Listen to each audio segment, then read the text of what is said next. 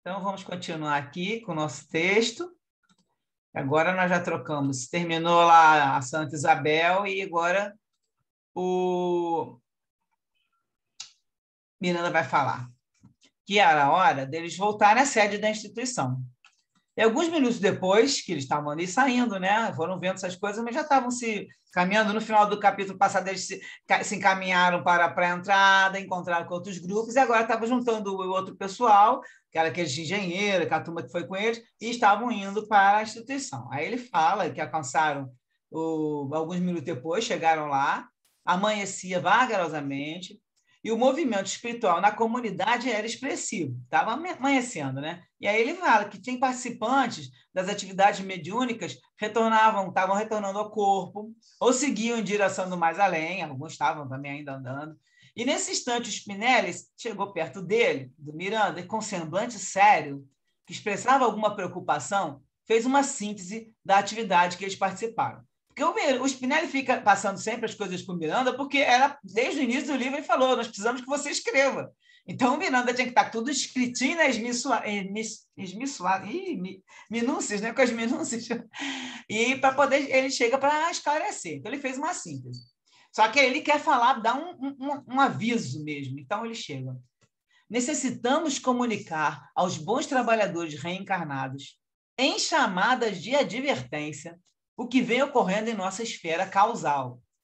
Convidá-los à manutenção de comportamento moral severo e à ação da caridade como normativa de equilíbrio existencial. Está em negrito e está sublinhado, para a gente ver, ler, reler. Comportamento moral severo e caridade como normativa para continuar em equilíbrio. A maioria dos espiritistas tem conhecimento da gravidade desses dias e está esclarecida quanto às mudanças profundas que se estão apresentando à sociedade terrestre. A transição planetária vem sendo trabalhada com afinco desde o fim do século passado, ou seja, gente, desde 1950, porque a metade do século passado para o final é de 50 até o ano 2000. 2000 já começa o outro 2001 já começa outro século, né? Século 21. Então, ele vai falar que essa transição está trabalhando entre a luta entre o dever e a negligência nesse tempo. Então, a gente tem que ficar sempre avaliando se estamos cumprir nosso dever ou estamos em negligência. Assim como os testemunhos espirituais que quase todos, afetam. Todo mundo está passando por testemunho. Quase todos, né? Mas a grande maioria. E isso representa o significado do momento cada vez mais grave. Como vimos, algumas comunidades infelizes da erraticidade inferior equipam-se de legiões para invadir os grupamentos sociais e penetrar nas organizações humanas, criando situações embaraçosas e perturbadoras, com dissídios, agressividade, obsessões coletivas e descida moral pelas valas desditosas das condutas irrefreadas. É a hora que as pessoas fazem as coisas sem pensar, né? Esquece a ética moral e eu tenho que aproveitar a vida, e tem que ver isso, que isso é bom, isso é gostoso, né? Ele vai falar algumas coisas aqui. Não faltam, em nossos grupamentos doutrinários do Espiritismo, adeptos invigilantes que ainda não se permitiram influenciar moralmente pelos maravilhosos conceitos emanados da codificação. A codificação, a gente sabe que é o cristianismo redivivo. O que acontece? Tem os mesmos conselhos que Jesus, né, está lá trazendo para a gente, roteiro. Então, se você tem os conceitos da codificação, e aí, você sabe, mas não está se influenciando moralmente por eles, são adeptos invigilantes. Não raro, quando por ocasião das advertências sobre conduta moral ou relacionamento, ou seja, tem muita gente que tem uma conduta moral que não é muito lá equilibrada, ou está em relacionamentos também que não estão dentro da conduta moral, no caso, as pessoas, às vezes, né, até casos extra de estar casado e tem um caso extra, que aí o que ele está comentando mais ou menos é isso. Ele fala que, na ocasião dessas advertências, eles comentam que há muito exagero nas informações que procedem do plano espiritual. Outros ainda dizem que é animismo, Aí uns que, quando eles são gentis, dizem que é inimismo. Ou então eles acusam de mistificação dos espíritos zombeteiros ou até dos médiuns. Então eles não fingem, né? Porque na verdade eles não querem ouvir esses conceitos. E ficam achando que aquilo ali é uma mensagem enganosa. E também alguns preferem adotar as modas, as novidades de comportamento, denominando os fiéis como ortodoxos e eles mesmos são os mais evoluídos, são mais adiantados. Agora nós somos estamos, vamos dizer assim, mais atualizados, né? Até falam, tem gente até que já falou que o Kardec está ultrapassado. A gente sabe que tem umas correntes aí que falam isso, mas nem é, vamos dizer, esse extremo. É o pessoal que fala, mas isso aí é fanático, o comentário que não precisa ser assim, não é tão assim também, né? Aí, se você parar para botar na ponta do lápis, tem muita coisinha que não está legal ali naquela moda, naquela novidade de comportamento. Então, ele vai falar aqui, continua falando Spinelli, todos irão fatalmente desencarnar e constatarão, presenciando o fato, arrebanhados pela realidade que se negaram a aceitar. Então, vamos lá no Livro dos Espíritos, para a gente ver onde é que tem umas coisas parecidas. Quer dizer, tem uns conselhos aí. O Livro dos Espíritos, na conclusão, o Kardec vai falar que o Espiritismo se apresenta sob 3 aspectos diferentes. O das manifestações, o dos princípios da filosofia que delas decorrem e o da aplicação desses princípios. Daí vai resultar em 3 graus de adeptos. Os primeiros são aqueles que creem nas manifestações, se limitam a comprová-las. São aqueles que acham que o espiritismo é uma ciência experimental. Isso acontecia muito na época de Kardec, né, gente? A gente sabe que agora, hoje em dia, não existe, né? Eu não sei de ninguém que faz isso, que só quer fazer manifestação. Isso aconteceu demais, porque era uma ciência nova, e aí, esse grupo aí, esse adepto aí, nem aparece mais. O segundo são aqueles que percebem as consequências morais. Aí já eu acho que a grande maioria dos espíritas, que a gente sabe que na doutrina espírita tem as consequências morais. E o terceiro são aqueles que praticam ou se esforçam por praticar essa moral, que aí é uma turma que tem consciência, que está se esforçando, querendo realmente se enquadrar, né? No livro Consolador, o Emmanuel vai falar, na questão 119, pergunta para ele, como devemos proceder para dilatar nossa capacidade espiritual? E o Emmanuel responde, ainda não encontramos uma fórmula mais elevada e mais bela que a do esforço próprio, dentro da humildade e do amor, no ambiente de trabalho e de lições da terra, onde Jesus ouve por bem instalar a nossa oficina de perfectibilidade para a futura elevação de nossos destinos de espíritos imortais. Então, o que vocês entenderam, ouviram aí, que vocês têm de exemplo, que concorda, não concorda, que ele fala aqui, que o Spinelli está falando.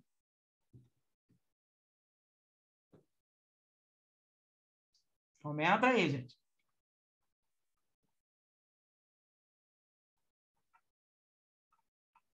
Tem nada de diferente aí que vocês estão achando importante comentar?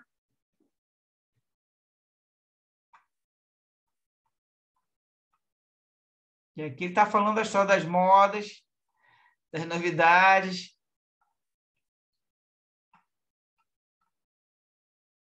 Na frente, ele ainda vai falar mais um pouquinho sobre isso. Eu vou continuar aqui, então, que tem mais uma coisinha e a gente pode comentar também depois. Espera aí. Ele continua aqui. Somos quase todos devedores ante as leis soberanas da vida. Portanto, sujeitos aos impositivos da evolução.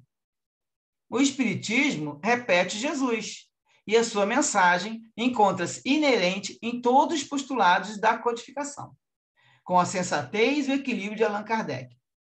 Passado o período da apresentação e divulgação da doutrina, nos séculos XIX e XX, chega o momento da vivência das suas elucidações e máximas, exigindo de todos nós grande seriedade e devotamento nos negócios do Senhor. Então, já passamos o tempo de ficar apresentando e divulgando a doutrina só.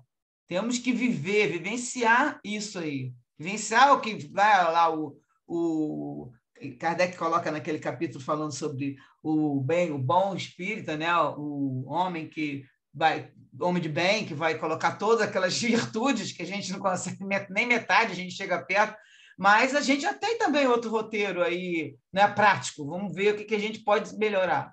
Qual a virtude que eu posso colocar aqui no lugar desse meu vício, desse meu defeito aqui que eu sei que tem? E aí a gente já viu um monte de vezes, onde a gente fala, troca um pensamento ruim por outro. Então, você viu que você deu uma tropeçada, vai lá e pensa do outro lado, faz a sua análise mental de noite, vai lá, o que eu fiz, o que hoje, né, eu fiz alguma coisa, falei alguma coisa para alguém que não deu certo, o que você olhar e conseguir constatar, ter consciência, né? Porque o problema é a gente estar consciente daquilo. E aí você colocar, vamos, junto com a elucidação aqui da doutrina espírita, temos lá a sequência de virtudes para que a gente vá modificando. A gente tem um roteiro, né? Ele continua falando que é inegável o desenvolvimento intelectual e industrial da civilização, embora se manche no crime e no desdém às questões ético-morais. Então, nós estamos avançados intelectualmente, com indústria, né? Mas tem o crime, tem o desdém às questões ético-morais, que muitos acham que são ultrapassadas e indignas, porque não se ajusta à nova ordem. Qual é essa ordem nova agora?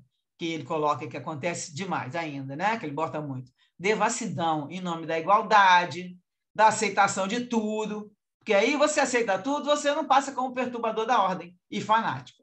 Porque aí quem não aceita, mas você é fanático, você parece até beato, toda hora fala essas coisas. Então, sim, tem que tomar cuidado com esse negócio, que é a hora que vem as modas, né? As mudanças que eles têm, às vezes querem instalar até no próprio centro espírita, tem gente que fala, tem alguns exemplos aí. E ele termina dizendo, somos todos inevitavelmente inspirados por seres equivalentes às nossas aspirações e sonhos. O certo e inevitável é que todos devemos preparar-nos para amar e servir sem medida e sem dimensão. A dor atinge-nos a todos mais cedo ou mais tarde. E os indivíduos fortes e líderes da desordem, que eu colocaria aqui materialista, né? Quando atingidos pela fatalidade dos acontecimentos, se rebelam, tombam na depressão, na revolta, nas drogas aditivas, aí começa a beber, entra nas outras drogas, né? Entra no vício ou no suicídio direto. É o que acontece com o materialista. Ele não tem aquele, vamos dizer, aquele exemplo, né? Ele não tem fé em nada, não tem fé em Deus, e ele começa a se rebela, toma a depressão, revolta, começa a se drogar e às vezes até suicídio, né? E agora? Dá para comentar aí alguma coisa? Ô, Su, as duas querem falar da Su. Meu som deu problema, mas fala, Eliane. Eu queria perguntar para... eu queria... Está dando para me ouvir? Tá. Eu queria perguntar para a Su, quando você fala dos modismos na casa espírita, dá uns exemplos, eu não consigo atingir isso. Eu não vivencio isso, não sei. Eu ouvia nas lives, né, que eles comentaram também, e em outras coisas que eu li também, comentaram que o pessoal às vezes quer colocar, tipo, introduzir tratamentos. Aí, que a casa espírita a gente sabe que não tem que ter tratamento a não ser o tratamento espiritual. Aí a pessoa fala, aí alguns falam que pode colocar cromoterapia, shiatsu, coisas mesmo da própria ajuda, né, de física. E aí o que acontece? Que todos eles sempre colocam, no caso da doutrina, não misturar no mesmo centro espírita, é para ajudar, mas acontece que isso desvia o objetivo. O centro é para você estudar, fazer tratamento espiritual, receber a palestra, ir lá, né, o passe, e aí não colocar outras coisas, porque, além disso, você ainda confunde as pessoas que vêm, que aí a pessoa já não sabe, mas eu vou, na casa é espiritismo, eu tenho doim, tem não sei o quê, né? Então, eu li sobre isso, que era um dos exemplos desse modismo, né? Dessas modas, só que ali que ele não fala só, na casa espírita seria essa. As outras modas seriam as pessoas acharem que, tipo, por exemplo, o pessoal que gosta muito, né? Digo um pouquinho, né? Que também não é, mas, vamos dizer, em relação ao álcool. Aí vai, não, vamos tomar uma bebidinha. Aí começa a bebidinha, um copinho, 2 copinhos, 3 copinhos, e aí quem trabalha com mediunidade sabe que não pode fazer isso. Você abre caminho, abre canal para você ter outros companheiros. E se você já está com uma mediunidade desenvolvida para captar, que você vai captar mais facilmente que outros, você já vai captar a turminha e não. Às vezes você, né? A grande maioria das vezes a gente não vai perceber. E aí eles vão te influenciar com outros pensamentos.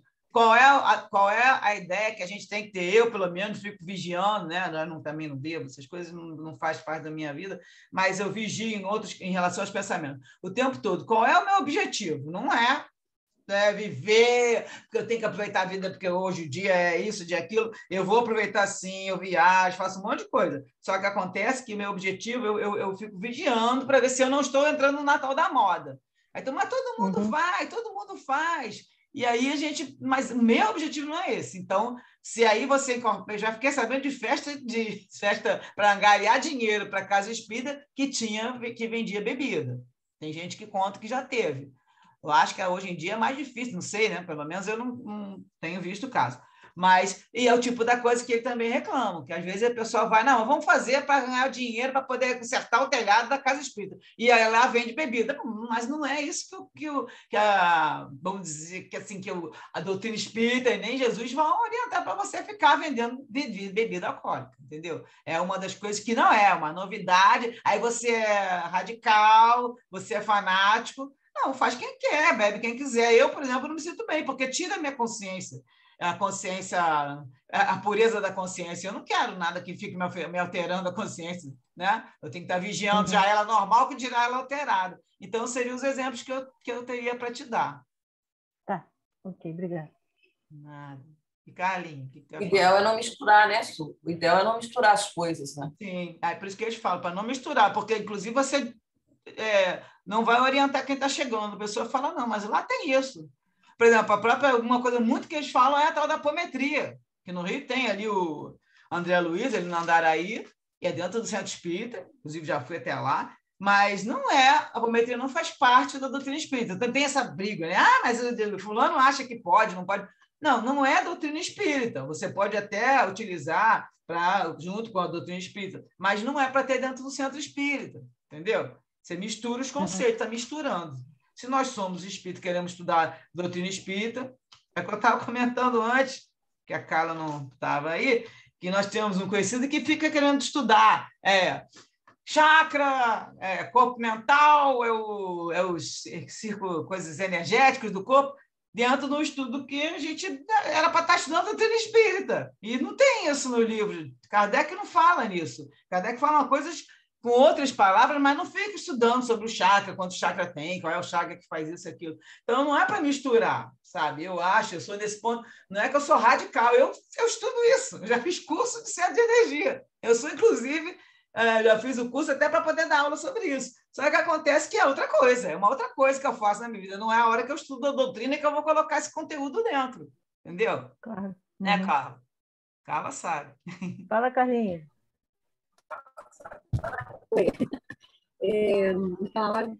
Meu som deu um problema aqui.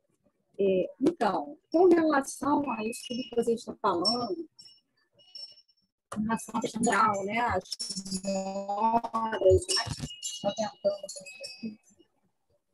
tentando. O que eu queria acrescentar, vocês estão me ouvindo bem? Fala devagar que dá para ouvir. Eu queria acrescentar apenas ao que vocês já falaram, é que as pessoas às vezes acham, né, estão querendo ditar regras de comportamento, quando na realidade o espiritismo ele deixa você muito à vontade, porque nós todos temos o livre-arbítrio, né? Mas eu acho que a gente que escolheu seguir o espiritismo deve sempre pensar, né? A gente tem aquela frase famosa que tudo é permitido, mas nem tudo lhe convém.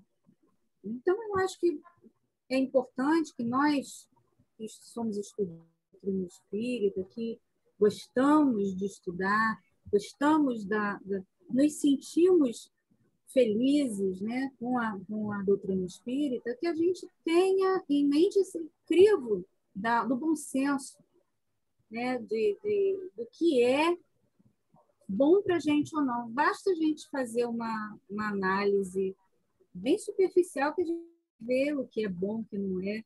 Né? É claro que muitas pessoas vão dizer que, olha, isso aí é fanatismo. Mas não faz o menor sentido você fazer um evento para arrecadar fundos para ajudar uma casa espírita e vender bebida alcoólica. Não faz o menor sentido. Pois é. Porque aonde está o seu bom senso, não é mesmo? Mas é isso aí. Eu só queria acrescentar isso, porque tem a moda, tem a questão da moda. De repente, uma pessoa, uma leitura mais superficial, pode entender aquilo como uma coisa de um conselho antiquado, quando na Radical, né? realidade... Muito radical, né? Aqui está dando também a conexão com estabilidade. Vou acelerar, se nós acabar aqui antes, você já, pelo menos, a gente termina o texto. Apareceu aqui para mim. Vamos lá, então. Então, aí nós estamos aqui... Suicídio. Tá. Spinelli fez uma pausa, deu um suspiro e falou, vamos embora, vamos trabalhar, vamos fazer a nossa parte, vamos cumprir nosso dever. Aí foram para o hospital, encontraram o verdadeiro caos lá no hospital, com informações ilegítimas, condutas estranhas, pacientes que estavam chegando em estado deplorável. Lembrando que isso aí está acontecendo no passado, na época que estava, né, muita confusão, muita gente morrendo. Condutas estranhas, pacientes de necessidade de ir para a UTI, que estava superlotada, não tinha aparelho para respiração, para entubar, e o anjo da morte rodando para cansar, né, aqueles que estavam em situação mais dolorosa. E o único recurso que eles tinham era o Cláudio, aplicando os passes, estava se desdobrando, e o Eudalbo, que era o médico virologista, né, que assistia os mais desesperados. Estava aumentando muito o número dos espíritos obsessores, começaram a vir muitos que viam para ampliar o sofrimento das suas vítimas, somando a Covid-19. Eles jogavam os fluidos pestíferos, aí piorava a falta de ar da pessoa, a lucidez mental também, e levava ela a padecimento, desespero e angústia. Certamente, do mesmo jeito que tem um monte de espírito obsessor, tinha muitos espíritos generosos, né, protetores, e também estavam ali atendendo diversos outros, cujas vibrações de fé e esperança, esses que estavam doentes, que vibravam com esperança, com fé na oração, facilitavam o concurso dos benfeitores desencarnados dos familiares, que também tem muito familiar ajudando. Então, quem entra em oração, fica com fé, com esperança, facilita, que aí a pessoa recebe logo, ela abre um canal, né, para poder receber a ajuda. A Miranda vai para a UTI com um grupo e estava acompanhando o socorro das equipes espirituais vários, auxiliando os pacientes, para não deixar ter interferência, né, mórbida ali, e, ao mesmo tempo, estava atendendo as pessoas com carinho.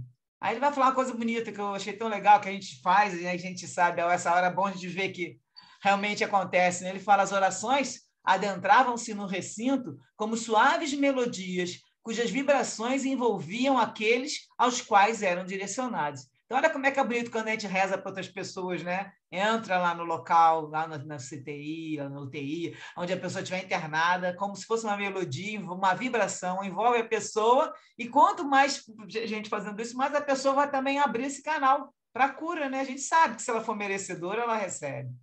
Isso ajuda muito. Ele fala que as equipes espirituais também estavam se movimentando, ajudando os médicos e os enfermeiros, que naquela época, inclusive, estava todo mundo desesperado. Você vê que mostra aquele pessoal cansado, né? Muita gente fez homenagem aos profissionais da saúde que foram, aí ele fala, são benfeitores anônimos, que estavam expostos, muitos dos quais não puderam fugir à fatalidade da contaminação e desencarnaram depois. A gente já sabe que eles desencarnaram porque estavam lá com aquela programação, né? Aí vai chegar um espírito de elevada condição moral, chega perto do Spinelli e pede a cooperação dele e do grupo. Ele tinha que realizar um tratamento especial em favor de um paciente que recém-chegara, estava chegando no hospital. Estava bem mal. Carinhosamente atendido pelo benfeitor, esse espírito expôs que se tratava de uma revigoração de energias com a finalidade de ampliar-lhe o tempo no corpo físico, ou seja, um acréscimo de misericórdia. O cara, eles estavam tentando ver se ele não ia naquela hora. Aí eles foram ver o enfermo, que já estava entubado e quase em choque. A respiração difícil, entrecortada. O pavor da morte dominava-lhe a face suarenta, e a asfixia minava-lhe as últimas resistências físicas. Agora, uma coisa interessante, que eu só prestei atenção quando eu escutei na live, e aí eles falam, o espírito, a pessoa está entubada, está lá parada, em choque, sem se mexer, só que o espírito estava se debatendo nas escassas energias e dolorosa angústia. Então, eu não tinha, quando eu li a primeira vez, não tinha reparado que ele estava lá entubado e o espírito se debatendo. Né? Eles estavam vendo a parte espiritual, também é lógico a parte da material. E aí ele vê que o enfermeiro estava ajudando, rezando, com fervor no benefício daquele paciente, também que isso acontece, né? Existem essas pessoas também, essas almas boas. E ele irradiava vibrações saudáveis, que se mesclavam com aquelas do espírito, que eram eliminadas em tonalidade mais baixa do espírito, né? Quase sem vitalidade, e ele com as vibrações saudáveis mesclando, dando força, né? para aquele paciente. Aí o benfeitor, que acorreu em seu favor, solicitou ao nosso passista que lhe aplicasse a bioenergia no chakra coronário, enquanto o espírito, em lento processo de despedimento, adormeceu. Então, ele estava se debatendo, aí quando o Cláudio vai lá e bota a bioenergia no chakra coronário, ele adormeceu. Aí tiraram ele, imediatamente e colocaram ele no leito do plano espiritual. Agora é que vai começar uma coisa que nunca foi falada antes, né? Que é interessante, que acontece também nesse livro. Colocam ele numa maca, numa cama, né? Aí eles viram um equipamento, o Miranda fala, especial, que parece com o da hemodiálise. Ele terminava, tem um aparelho em cima e vem 2 tubos transparentes, cada um com uma agulha de um lado, né? Cada tubo tinha uma agulha na parte final. No espírito do paciente, eles colocaram a artéria no braço esquerdo, tá? Que passou a derramar um líquido quase vaporoso, que vinha lá de onde esse recipiente estava acima, lá no alto desse aparelho, transparente. E eles viam os fluidos se movimentando, descendo para a artéria do braço esquerdo. E o Cláudio, um espírito desencarnado, se deitou do lado do enfermo e botou o braço direito. E na mesma artéria, eles colocaram a outra agulha. Então, do Cláudio, subia a energia vital dele. Ele fala que levava a sua energia vital ao vasilhame acima, subia a energia do Cláudio, juntava-se nesse vasilhame lá no alto, que ele fala, parecia descer energias diferentes no outro tubo de maior calibre, que se misturava a energia de árvores frutíferas das proximidades e do plâncton do mar. Então, vê bem, subiu do espírito, a energia vital, misturou com a das árvores, do plâncton, e descendo passou para o paciente encarnado. Aí um especialista do plano espiritual abriu o peito desse paciente, trabalhou em algumas artérias com o objetivo de desbloqueá-las, massageou o coração e o fluxo sanguíneo voltou a se movimentar no ritmo certo, né? Equilibrado da saúde. Enquanto isso está acontecendo no plano espiritual, o enfermeiro que estava assistindo o doente começou a gritar para socorro. Por quê? Porque ele teve uma parada cardíaca. E de imediato ele começou a golpear o peito daqueles choques elétricos, com aqueles aparelhos, né? Mas aí depois de estar fazendo aquilo, em seguida o coração voltou a funcionar para a alegria do jovem auxiliar.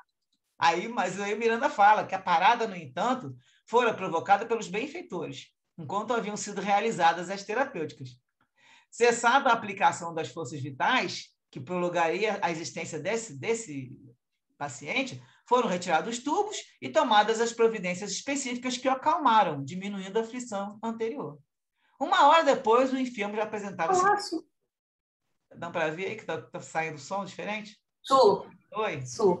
Lá em cima, quando você fala do Cláudio, tá Edubaldo. Então, mas eu não sublinhei, né? Eu sublinhei, esqueci de falar. Tá errado. Tem que consertar. O Cláudio é o passista, e eles depois na errata colocaram. Eu sublinhei, toda vez que eu sublinho, eu falo, mas também eu estava estimulando. Porque você não falou, aí eu fiquei na dúvida. Eu escutei falar alguma coisa, mas não me toquei, esqueci. É isso mesmo, na hora que o Cláudio deita, é ele, não é o Eudalbo, não. O Eudalbo, tanto que ele fala assim no livro, no texto, fala Eudalbo, nosso passista, aí também que a gente vê que é errado. Aí na errata tá Cláudio, nosso passista, e aí ele que deita. Mas eles terminam, ele melhora, tem os sinais visíveis de recuperação, e ele tinha acabado de receber uma moratória da existência física em razão das atividades de benemerência a que se dedicava e das orações dos seus beneficiários, que intercediam a providência divina em seu favor. Então, esse paciente ele tinha muita atividade de benemerência, tinha muita gente rezando por ele, e o próprio médico que foi pedir por ele. Vou colocar o restinho, porque como a gente está já na contagem regressiva, e a gente vai comentar, só para terminar, falar quem é esse médico. Eles foram saber que era um benfeitor, chamado Dr. Carneiro de Campos, e aí eu fui pesquisar quem era ele, né? Lógico. E diz que a existência dele, no livro ele fala, né, Miranda, foram um evangelho de feitos cirúrgicos que salvaram vidas incontáveis durante a jornada terrestre. Ele estava ali com a sua equipe, dando prosseguimento aos labores exercidos na Terra, que a desencarnação não conseguiu interromper. Aí eu fui pesquisar, ele era um médico baiano, né? Para variar, né, gente? A gente percebe que o negócio é tudo ali na Bahia, né? A maioria da turma, o Dan Miranda, o Pablo Divaldo, a própria instituição, o foco está ali, né? E ele nasceu em 1854, ó, bem na época do Kardec, né? E vai até 1919. Ele escreveu mensagens, aí depois que ele vai falecendo em 1919, o Divaldo psicografa a mensagem dele. A maioria inserida no livro Crestomatia da Imortalidade, de 1969, nunca ouvi falar, e Semente da Vida Eterna, publicado em 78, nas quais se percebe claramente os conceitos do cristianismo e do espiritismo, bem como uma visão da saúde e da medicina, com base em mecanismos espirituais e no ser imortal que somos. E ele aparece também, esse doutor Carneiro, né, José Carneiro de Campos, no livro Trilha da Libertação, que o Divaldo publicou em 1996. Ele já é um personagem lá daquele livro.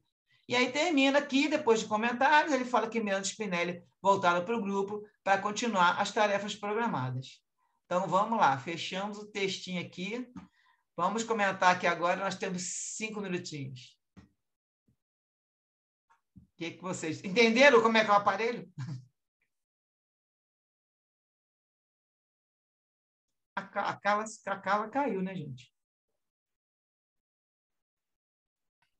Impressionante, né? Os aparelhos espirituais, né? Foi quase uma transfusão de energia na veia, né? Impressionante. Exatamente, ele fala. Você nem imagina, né? Essas coisas, assim.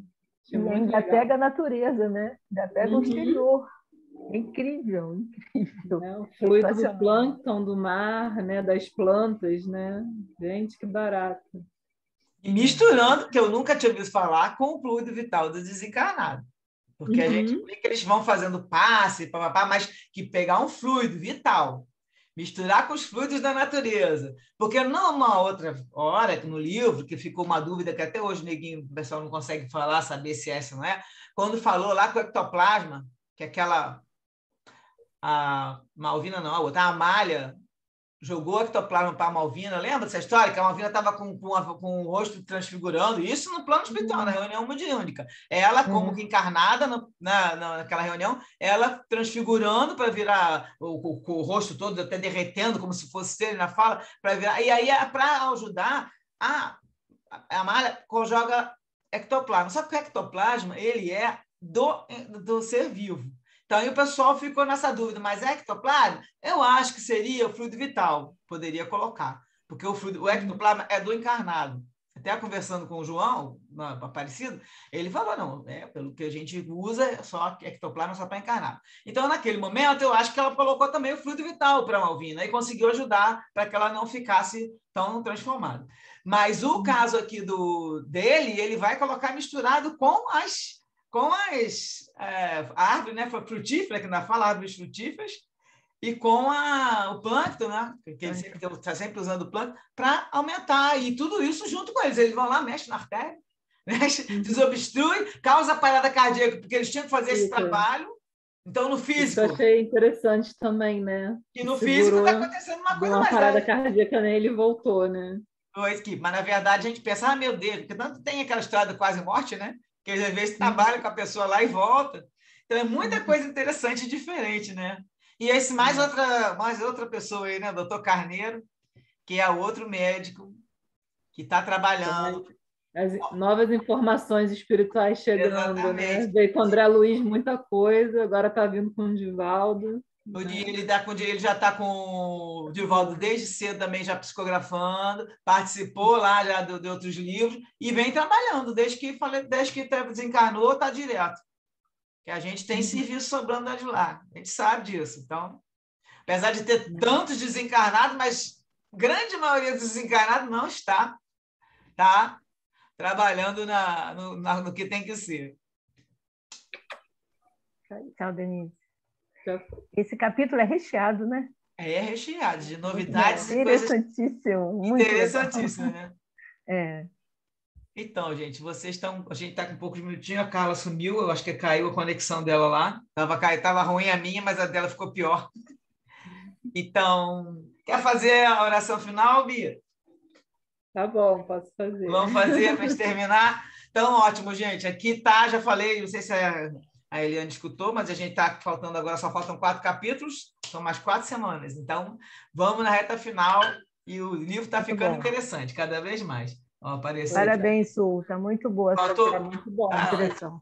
A Carla falou que faltou luz lá. Mas vamos ver se ela não vai conseguir voltar agora. Então, vamos lá, pode fazer. Pode fazer. Não? Pode fazer. Vamos aguardar.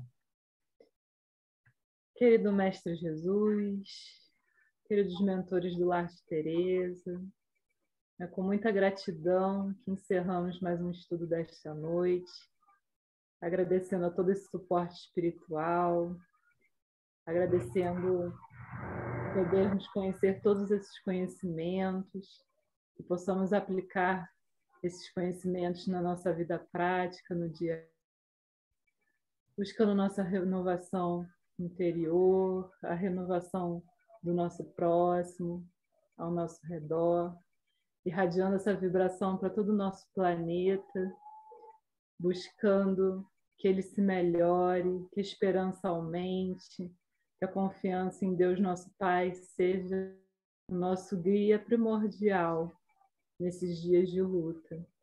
E que assim possa ser, com muita gratidão, encerramos o nosso estudo, graças a Deus.